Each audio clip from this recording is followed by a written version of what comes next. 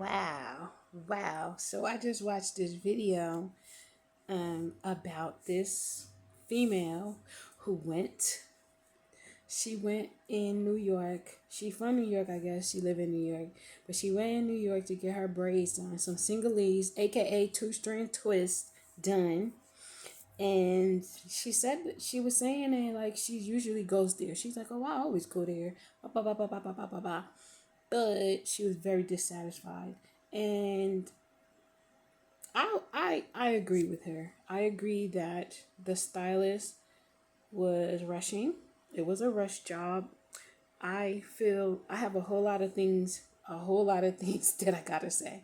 Number one, I'm gonna speak from a stylist perspective and I'm gonna speak from a customer perspective. So which y'all want first? All right, I'm gonna speak from the customer perspective because she's the one who made the complaint.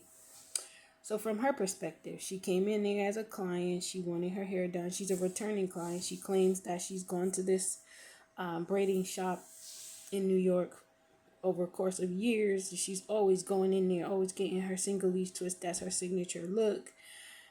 And of course, every time she goes, it's a different look. You know, sometimes it's thick and full, sometimes it's not so thick and full. But excuse me. But sometimes it's it's not derogatory like this. So she happens to go in there. She does not like it whatsoever. Um, she's videographing the whole time. She's videographing the whole time. Which is very much of an interference, but we're gonna keep it on a customer base. She's videographing the whole time. She's documenting it, like a documentary style thing. Like, oh yeah, check this out. Da, da, da. She said that she really wanted a skunk look. She wanted her sides platinum and the middle all black. However, everything was black, and then just this top piece, this little top piece right here, was platinum. First of all, and I'm a, let me stay on the customer side, okay? my hair, my hair is coming out of my twist. Let me stay on the customer side. I'll rewind back to the stylist side in a second. Stylist, like y'all know, I'm going. Because I'm a little bit biased, maybe because this type of work I've done for many years now, but you know what I mean. I mainly serve as an image consultant and a manager for a salon sometimes when they need me to come and help manage. But because I retired from doing hair simply because of things like this. You get these people that come in and they are just like, you're like, wow, did you really just come here and just ruin my day?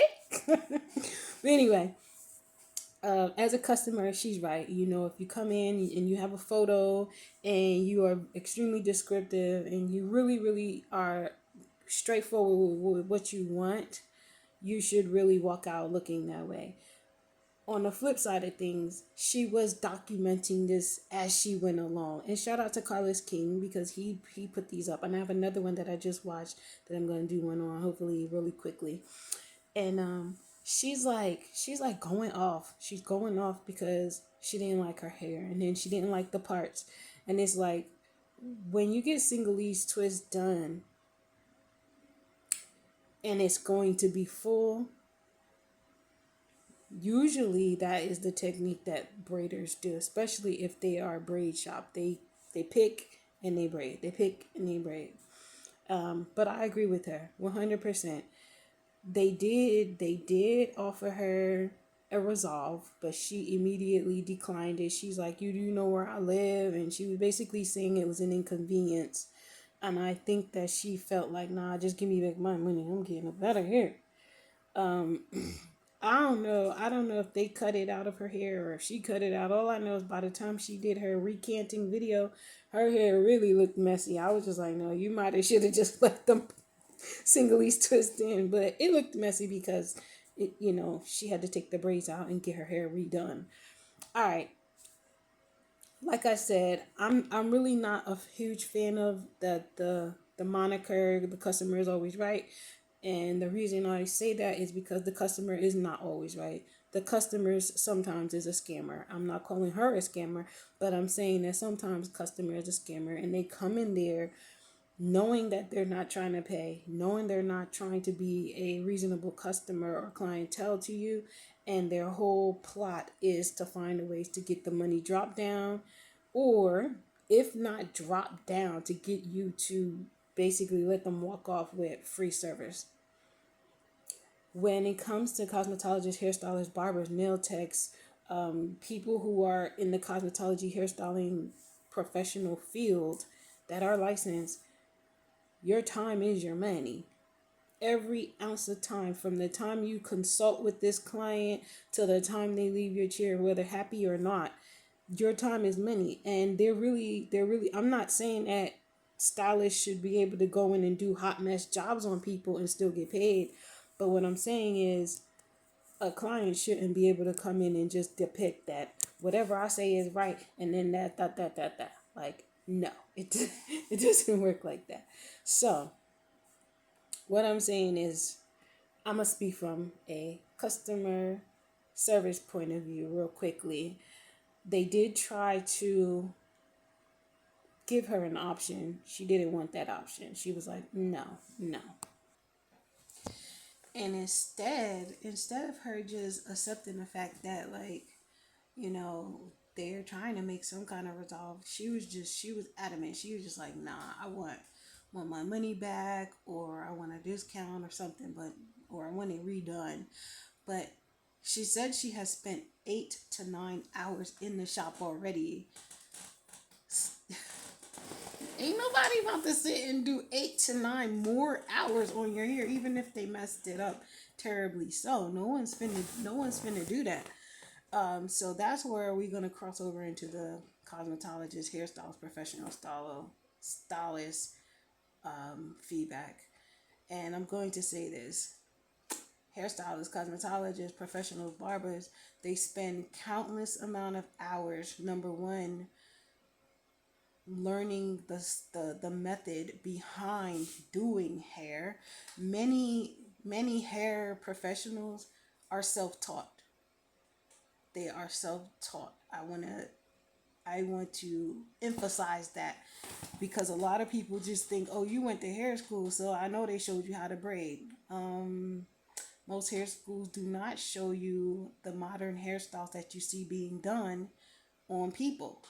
You have to take the initiative on your own and be like, oh, this is trending, or this is an idea I came up with, and I wanted to turn it into a hairstyle.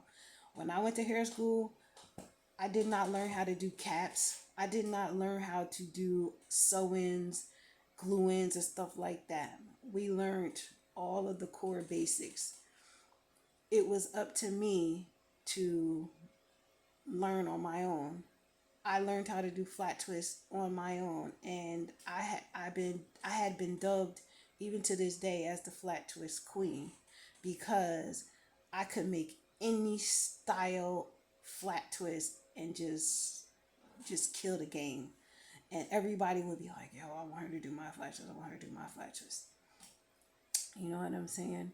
But anyway, in this situation, I'm going to say what was wrong about these braids. Number one, if you come into a hair salon and you want platinum hair, first of all, does not look good on everyone.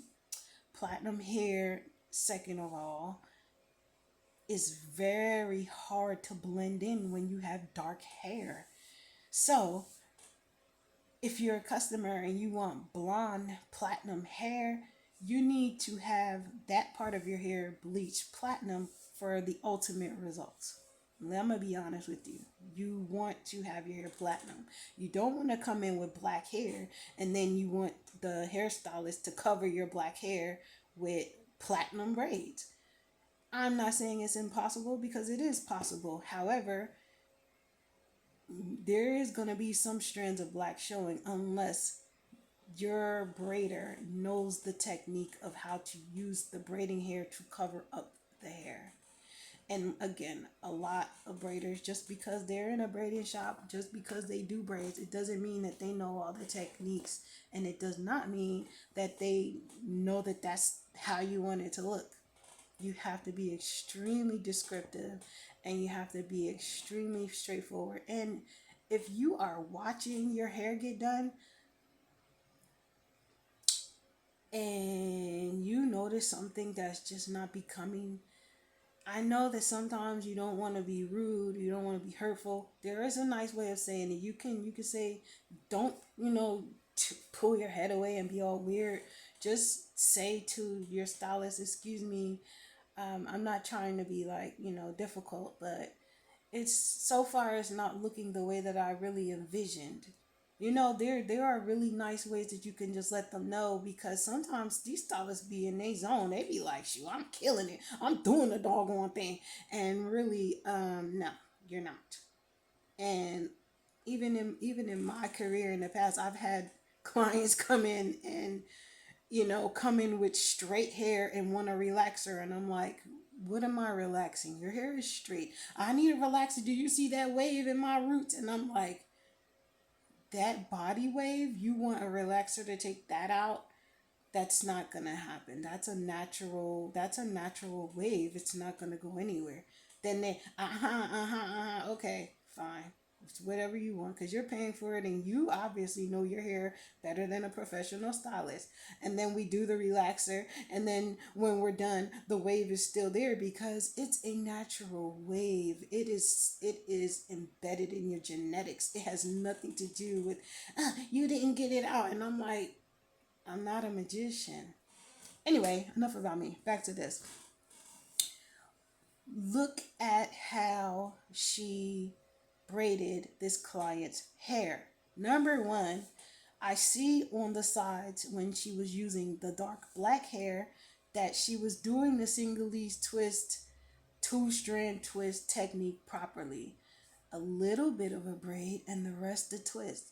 When you're doing these types of braids, you do need a product, whether it's mousse, gel, hair grease, water spray, something. You need some type of beeswax, whatever it is you feel, but you need some type of a product to keep the hair solid and tight. Next of all, you do not want to give what this lady had, which was she had at least 1 inch of a braid on the top. When the platinum hair, she had at least 1 inch of a braid, like literally 1 inch of a braid before it began to twist. And that is a super no. Even when you're doing long braids, you wanna minimize the braid to 1, 2, 3, maybe 4 turns before you start twisting it. You do not want to go 1, 2, 3, 4, 5, 6, 7, 8.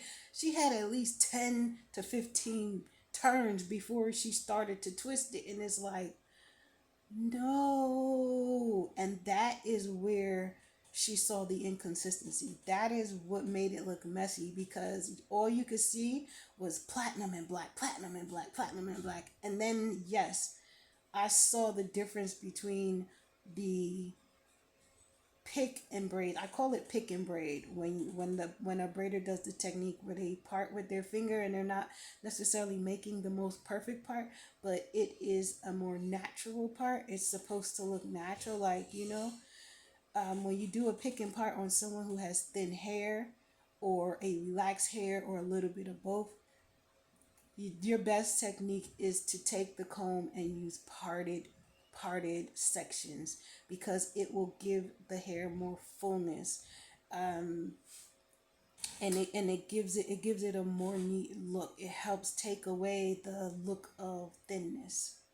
Now, the pick and braid technique is good for micro braids, and the pick and twist technique is also good for faux locks, for people who like that look, because you want it to look more natural. You want the roots to kind of look like natural roots. You don't want it to look all perfectly, even though some people, they like that, they prefer the neatness.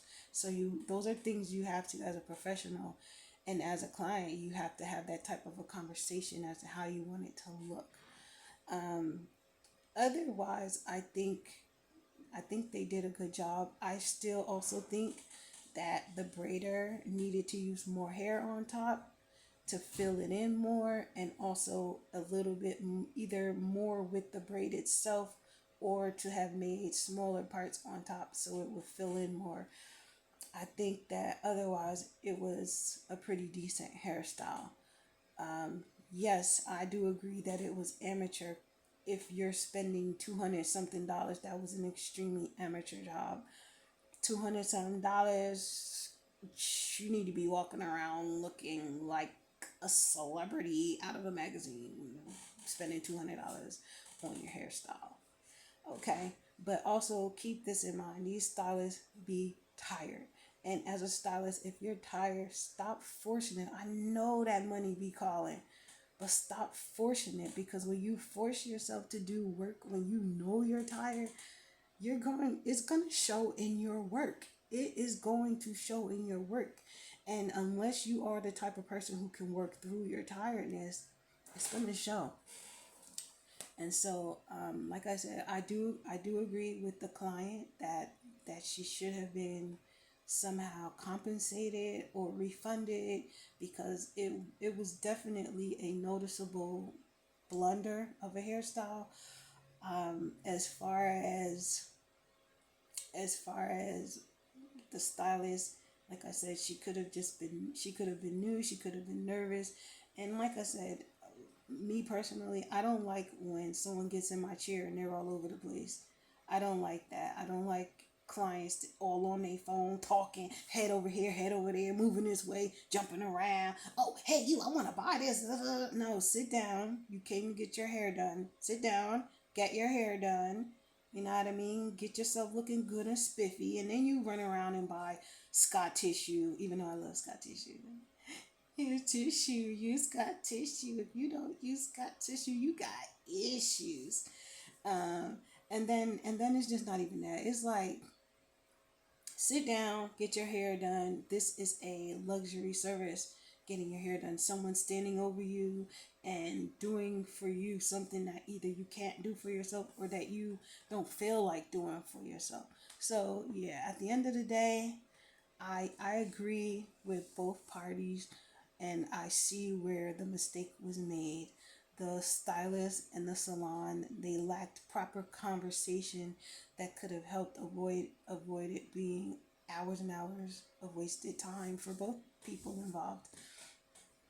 The messed up part about it is that a lot of stylists, if you come across people that don't don't really like the service, and they feel like, what are you going to do to resolve this for me?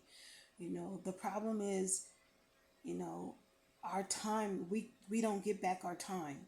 You know what I mean? We don't get back our time. So that's why a lot of the time stylists don't want to give you back your money. They looking like, I just spent all of this time doing your hair, and you're sitting here watching and recording and talking and blah blah blah. You had plenty of time to let me know that it wasn't coming out the way you wanted, and we could have been resolved this. Now I'm going on because I'm satisfied with my work, because it's my work. It's my work of art. And when it comes to art, you can't say, oh, I don't like that work of art because it didn't look like X, Y, and Z's. Okay, well, that's their work of art. My work of art is different. And that's another thing that clients have to understand, is that your stylist, your barber, your nail tech, the people who do these services for you, they are showing you their work of art. And if you're a comparist, if you're the type of person that's coming in just so you can compare, that's your biggest mistake right there. Check the link, and I have another one that I'm about to do, another one, but I'm gonna do this right together because it's quick. The other one that I watched, it was about a Chicago hairstylist who ended up cutting out these faux locks, and the faux locks were really nice. And the question was also from Carlos King. I, um, I don't be mad at me if I'm saying it wrong, but I'm thinking that's what it said. Carlos King, not Carlos, Carlos, like Carlus, Carlos. So the next one is about this lady, and she caught an attitude because she claims in the end that she was mad that the box the box parts of her faux twist, faux locks. Faux locks, for those of y'all don't know, are locks that most people get when they want their hair to look like they have real locks. And you have the silky ones where they're really shiny and glossy. And then you have the kinds that are the more trendier ones that actually really look like, is that, did you always had locks in your hair? I don't remember you having locks in your hair. And your hair grew long. Wow, you had locks. Yeah, and they really look real. And so that technique requires the stylist or the braider to make an actual braid of your hair, usually with extension braids if it's going to be really long, and then to take another set of braiding hair and wrap it around really tight, and that's how you get this the silky locks. And when you get the more natural look, they just use a different hair texture, but it's still the same technique. And it is usually like, if you go into the hair stores, it's like, they have the different hair. It's kind of fuzzy, and it looks like dreadlocks and locks. Okay, so now when I saw the video that the client posted in the end where she was going off with her friend or her relative in the video, and they were like, and I was just like, wait, what just happened? I didn't even know what was going on. I didn't even read what the title was. I was just like, wait, what happened? I was like, they were just in the shop, and now she's like, so anyway, I look, and the back, she showed her back parts were big. They were big. They were like this long and this wide. They were big. They were big. Let me tell you. You see how long my nail was? It was almost as long as my nail. They were big. They were big. They were sizable parts. Okay. But the top was more, I can't say I'm trying to find a small nail. I don't have any small nails right now, but the top parts were like half that size. So now you have what we call a rush job.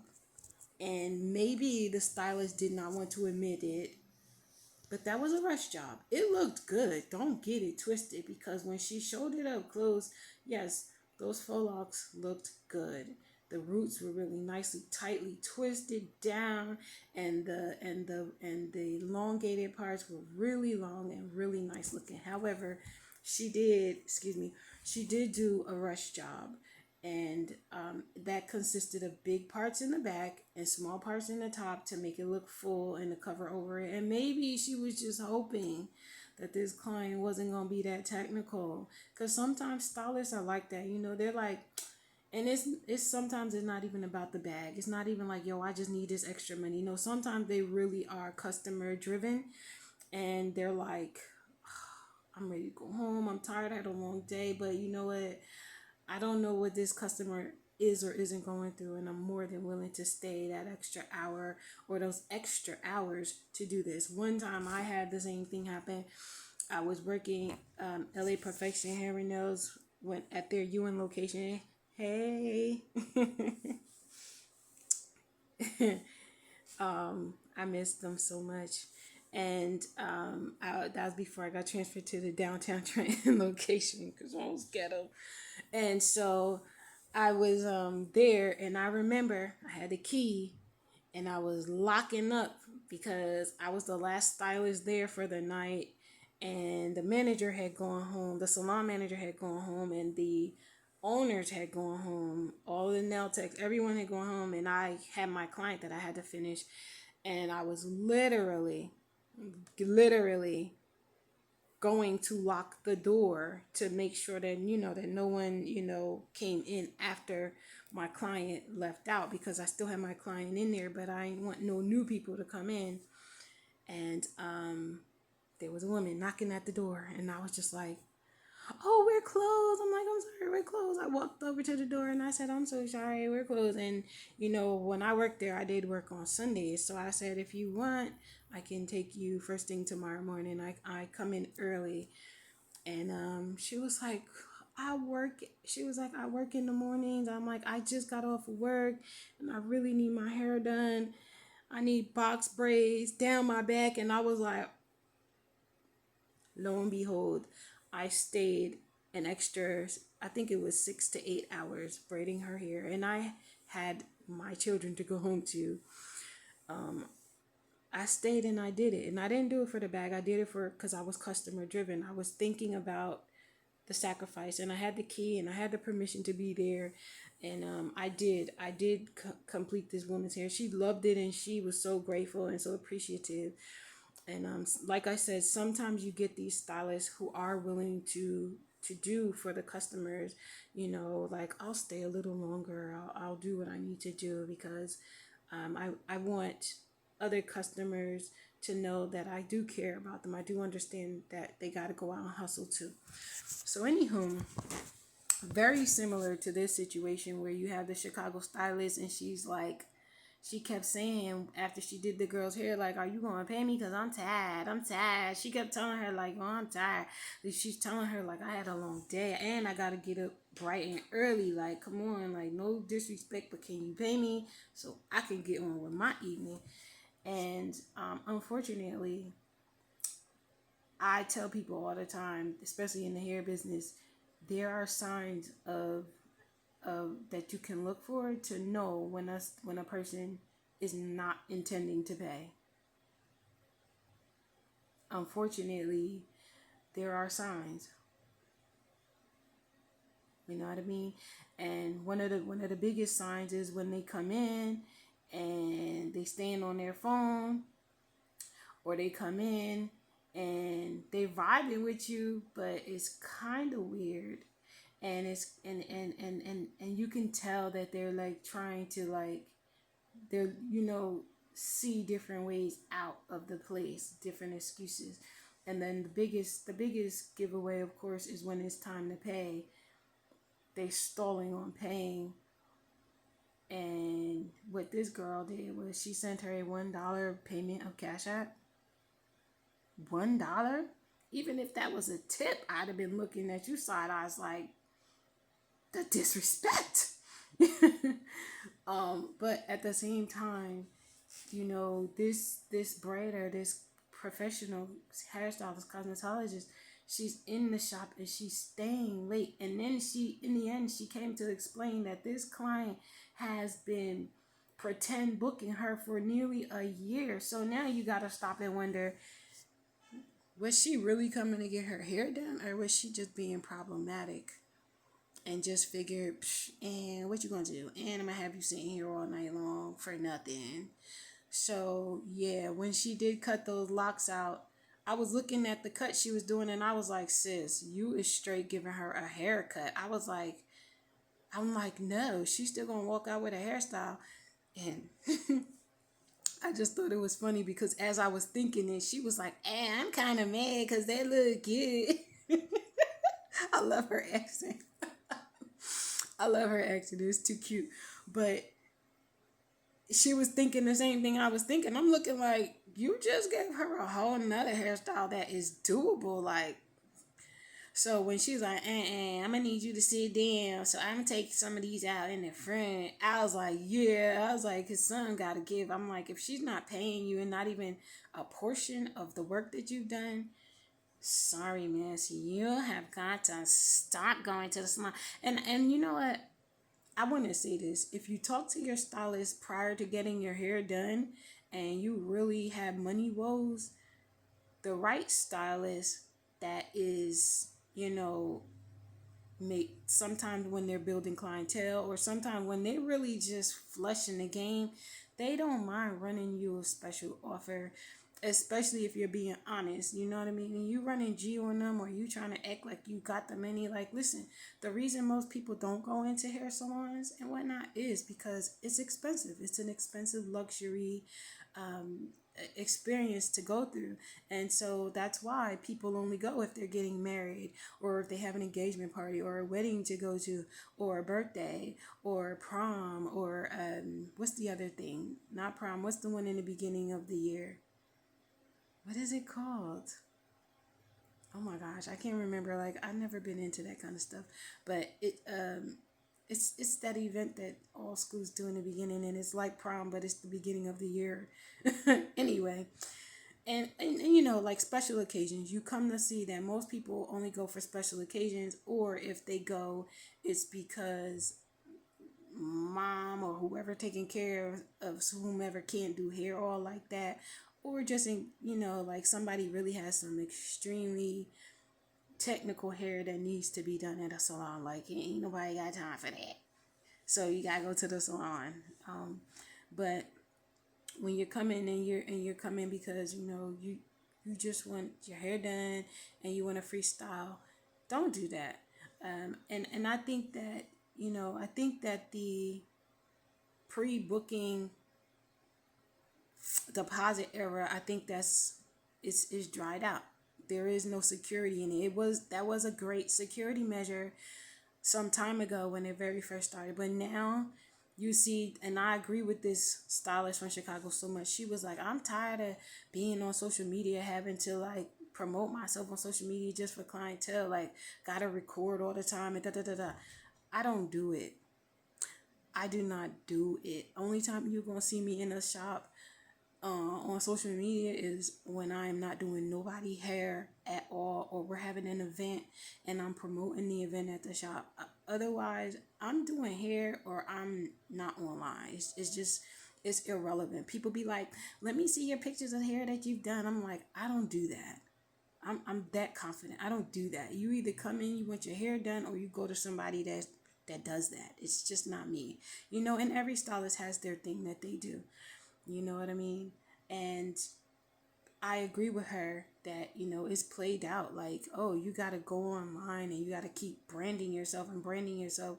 But I'm like, when you do that, all you do is open up the doors for scammers to come around and do things unethically so in your realm.